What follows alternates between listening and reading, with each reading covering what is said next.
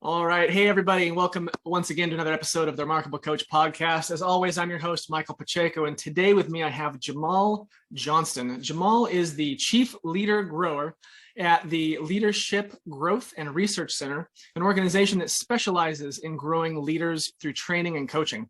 As a leadership trainer, coach, and speaker, Dr. Johnston works with individuals and organizations to increase leadership effectiveness.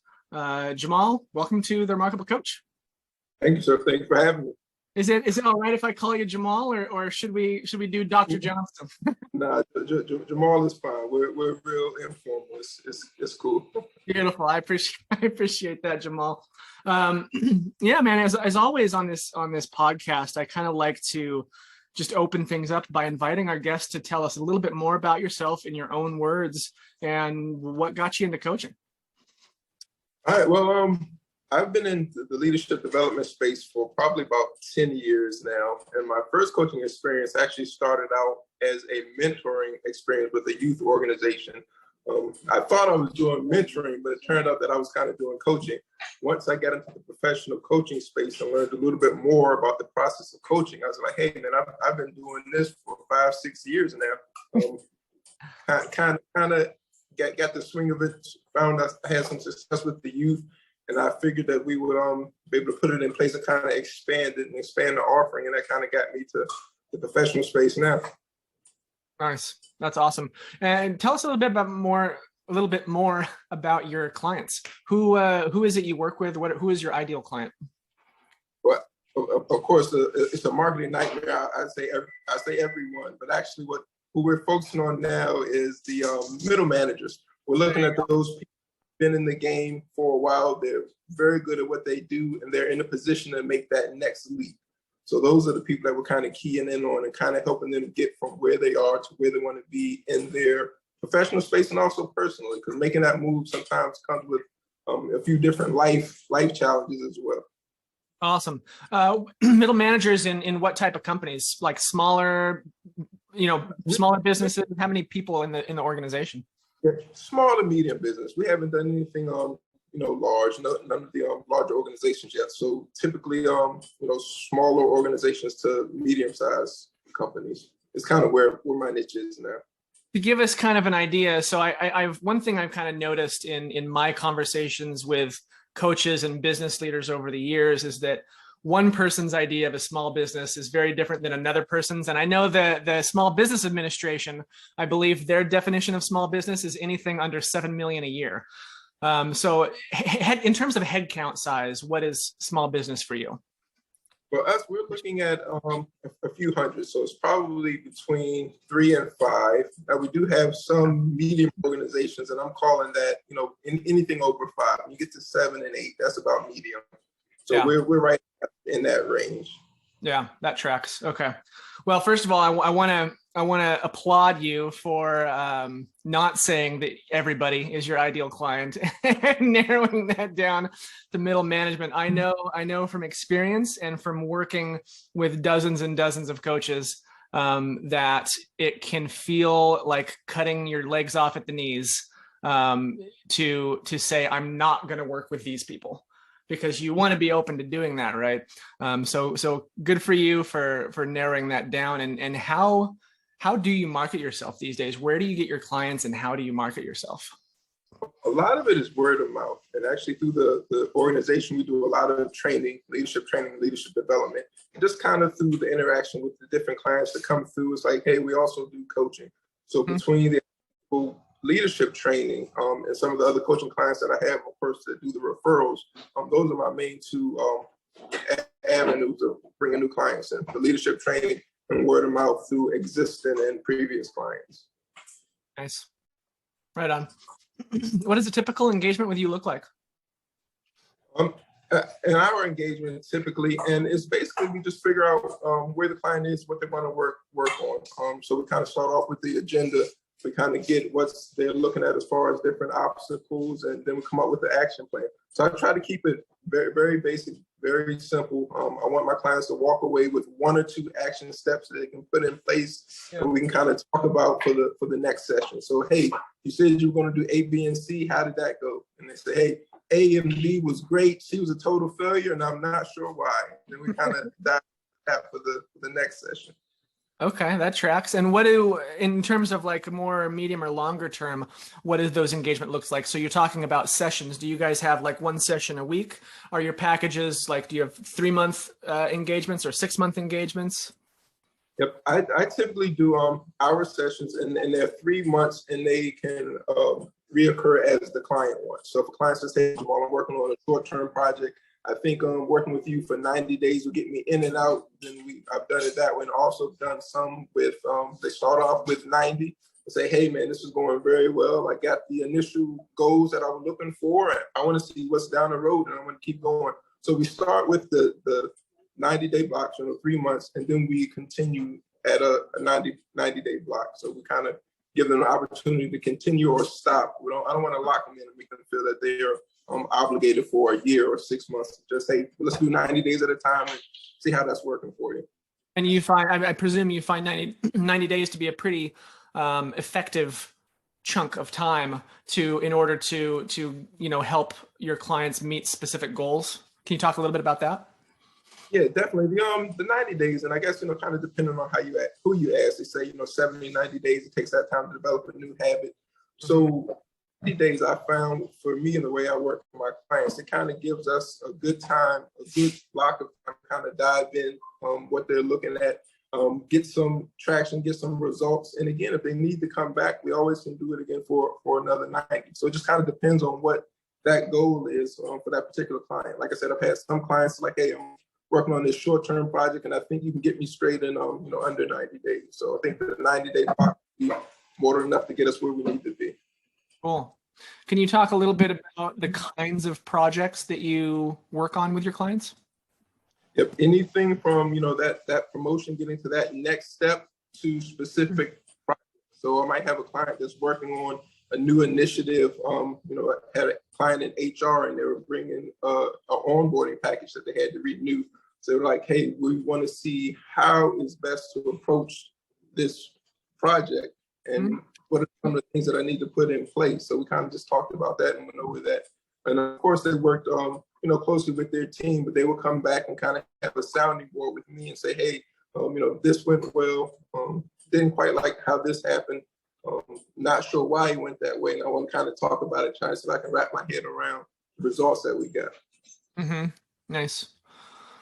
Can you talk a little bit about your coaching style? So I know, some coaches are tough love. Some coaches are, act as, more loving and kindness guides and things like that. So what's your jam? What's your style? I'm very practical. I want my coaching to be, hands-on. I want to make it as easy as possible. As far as the content we're given, I want that to be simple, because the results and them changing the behavior is the hard part. So I'm definitely an accountability guy, but I'm not going to be, the drill sergeant. If you miss, a few of your goals, a few of the marks that we established, I'm more interested in why did we miss them and what can we put in place to make sure you hit them next time, opposed to saying, "Hey, you didn't follow through, there's a problem." So I'm more of the kind of gentler, but I definitely have some accountability. And just me personally, I'm not a big excuse guy. So I think excuses I call them the anti-imagination, anti-growth, anti-development. So I'm not big on excuses. We can work out the reason why and figure out what the problem is, but I don't do well with excuses personally. So I try to steer my clients away from making excuses and look for solutions instead. Let's talk about that. What happens when you're working with a client and they've got a very clear goal, let's say for the week, and they come back and they've just got excuses piled up. I was too busy.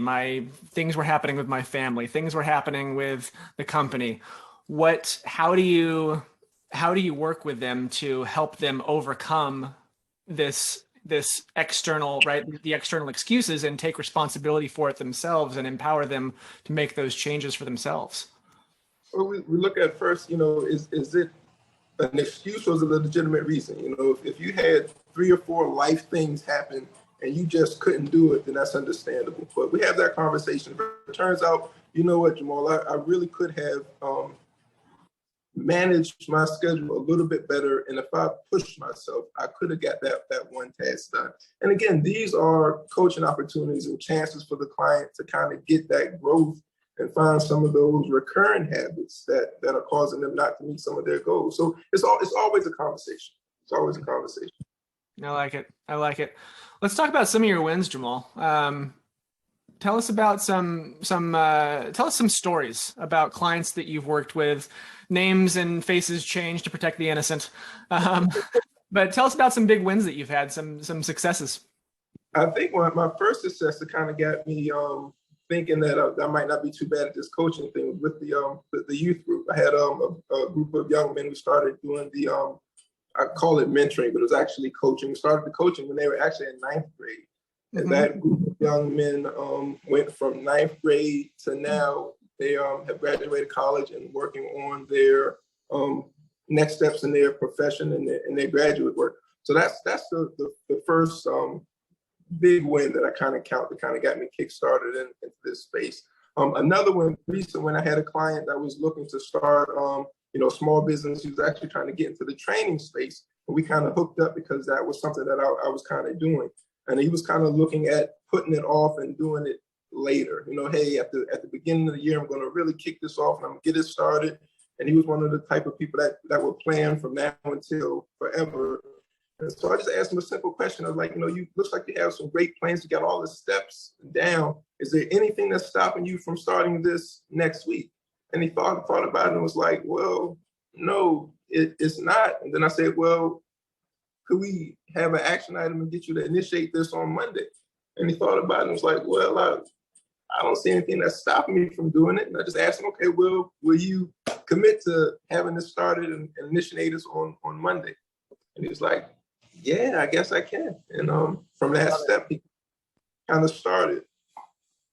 That's great. I think that's fantastic, right? Big, good, strong leaders are decisive. And if you put yourself in the shoes, what would my best self do right now? If you've got the opportunity to do something versus not doing something, and you want to do it, just do it. Why are you waiting? And that's the thing. And sometimes, we kind of get wrapped up in the self-thought and the worst case scenario. And sometimes it's just fear.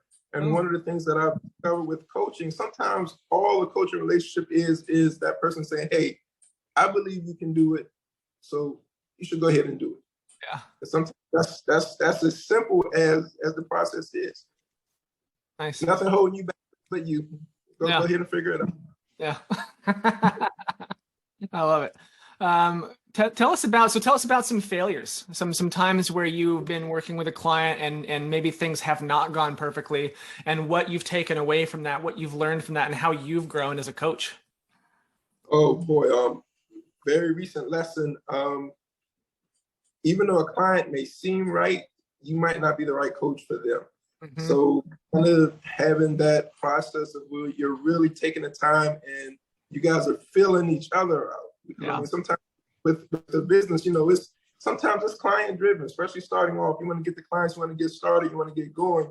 But if you make that mistake and it's not the right client, then it's going to be a headache and a bad experience for you and the client. So I kind of had that recently, and it was okay, but it didn't go as well as I thought it could have gone, and we kind of ended the relationship a little bit early. So just kind of reflecting on that got me to the point of making sure that I do a little bit more due diligence up front, and we have those conversations and slow down and make sure that there is a fit. Mm-hmm.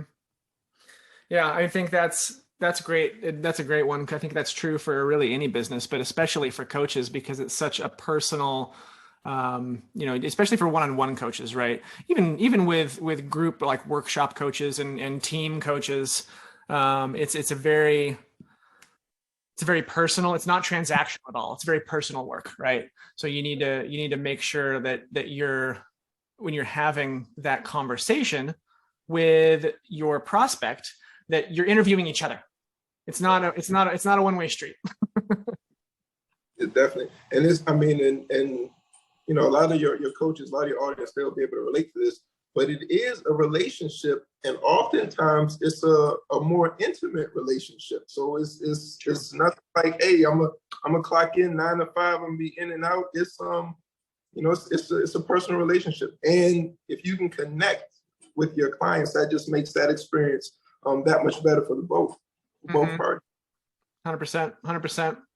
What recommendations do you have for new coaches, for coaches trying to, break into this kind of leadership coaching that you're doing? First thing is work on your craft. Always get better as a coach, and that basic body of knowledge and coaching and the skill set. And the next thing is kind of understand your business model. We kind of joked about it when we first started. My ideal customer is not everybody. So kind of narrowing it down, who are the people that I want to work with, and who are the people that will benefit from my experience and what I have to offer as a coach. So, practicing your craft and really focusing on taking the time to focus on some of those business aspects of the coaching industry.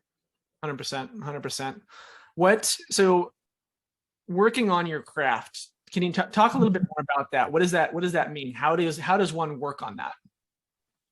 Everything from reading anything you can get on coaching to watching coaching actually being demonstrated, and more importantly, having a coach and practicing with your coach and kind of working on some of the nuanced approaches of coaching. So having a conversation with the coach and say, hey, let's go over this scenario. Let me know or tell me about your thoughts, and just having that exchange, having that space. I kind of call it the lab. Having that safe space where you can come in and work on your craft. You're not worried about messing up, and you're going to get that positive feedback and that positive reinforcement. So when you do it live and in real life, you have that much more confidence. It's like, hey, I've been exposed to this. I've seen this. So that helps. You're saying like you could like go into the lab to role play with your coach. Yeah. Something like that. Yeah. That's great. Yeah. Absolutely. I agree 100%. Every coach should also have a coach. You got to eat your own dog food, right? If this is what you're doing, you gotta believe in it and act on it, right? I love what you said about watching coaching being demonstrated, right? So you're like, I've never heard this before on this podcast. We've done 70 plus episodes at this point, and no one has said this, but the idea of shadowing another professional coach for a day or something like that, I think that's brilliant. That's a great idea, because then you can see, how it really works. I wonder how you would go about building a relationship like that with another coach and getting sign off from the client, right? To have a third party just kind of be hanging out and shadowing, so to speak. It depends on, the relationship and the content. So, I mean, if you have a client that's like, hey, coach, I'm going to dive in and we're going to talk about something real heavy this week. It might not be the time for me to say, hey, I got a rookie coach that I'm training. You mind they come in and sit in on our chat. So it's about relationships, and it's just about finding that person and saying, hey, look, this is what I would like to do. This is what I'm trying to do. And one of the things that I found, and it just happens that way for me, I'm a visual learner. I learn by seeing and experiencing. So it's like, hey, can I come in and experience some of your, I don't want to say more routine sessions, but some of those sessions that might not be as personal. Can I come in and just sit in and get some feedback and get some tips? Yeah. Nice. Let's do this one. What are your top 3? So you mentioned work on your craft. What are your top 3 books that you would recommend other coaches read to help them work on their craft and become better coaches and help more people? All right. Of course, The Portable Coach by Leonard is a classic. Bit lengthy. I would go with 2 John Maxwell's, Personal Growth, because I think as a coach, if you're not growing and developing, you're going to stall.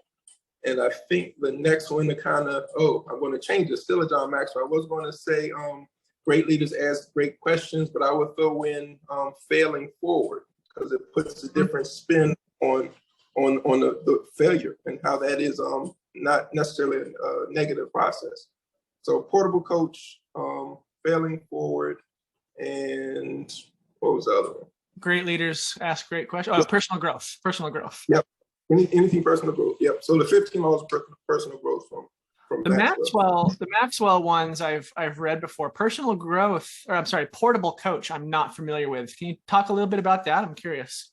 Yep. The Leonard is the author's last name, and he's actually considered the father of life coaching. And through that book, he just has different tips and tactics as far as presenting coaching. So that's kind of like a must-have for coaches. They say that anyway. But I like it. Why is it portable, coach? Why is it portable?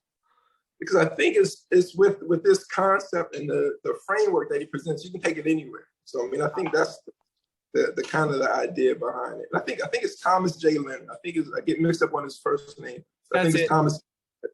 Yep. Yeah. Can confirm. And for those listening to this in your car or on the run or whatever, we'll have these links on the show notes as well, so you guys can come back and check those out. But yeah, Thomas J. Leonard, portable coach, 28 surefire strategies for business and personal success. Looks like it's got good reviews on Amazon, so I'm gonna have to check that one out because I have not read that one yet. You gotta have that for your collection. Nice.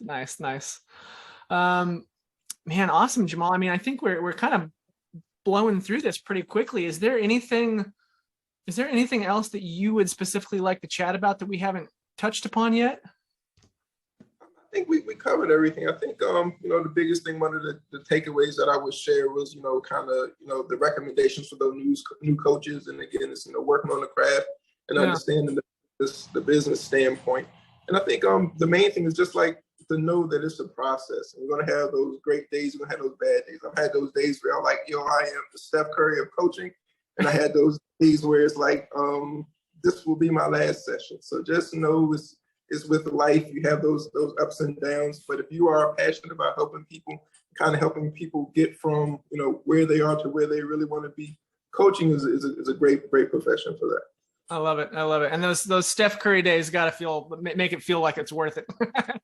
They do. They definitely do. That's awesome, Jamaal. Jamaal, we were chatting before I hit record. You've got some coaching. You've got your own coaching services, obviously. You've got a newsletter on your website. Do you want to talk to us a little bit about that and what you can kind of offer to our viewers and listeners? Yeah, definitely. So one of the easiest ways to follow me is on LinkedIn. So just check out Jamaal Johnston on LinkedIn, and you can kind of get access to a lot of our information and content. Also, the website for the organization is, of course, the www, all that good stuff, lgrcva.org. And on there, you can sign up for our website. You'll get, you can sign up for our newsletter. You get access to some exclusive content. And also, it will get you access to, our staff as far as if you're interested in coaching, or if you just want to chat about leadership and coaching. I'm one of those guys that, hey, if anybody just wants to reach out and just have a conversation, I'm all for it. I'm not trying to sell you anything. If you just want to talk about the craft, then I can do that with you. That's awesome. Jamaal, a quick question about your website, LGRC, obviously Leadership Growth and Research Center. What's the VA? That's just Virginia. LGRC is a rowing organization, so I couldn't just use lgrc.org because that was taken. So I had to be a little bit flexible, and I threw the VA in there for Virginia. So I love it. Just have that. That's great. Awesome. Brother, thank you so much for taking the time to join me on here. This has been a great conversation. Appreciate your time. Yes, sir. Thanks for having me. I appreciate it. Thank you, Jamaal. And thank you to our viewers and listeners for joining us again. We'll see you guys on the next episode. Cheers.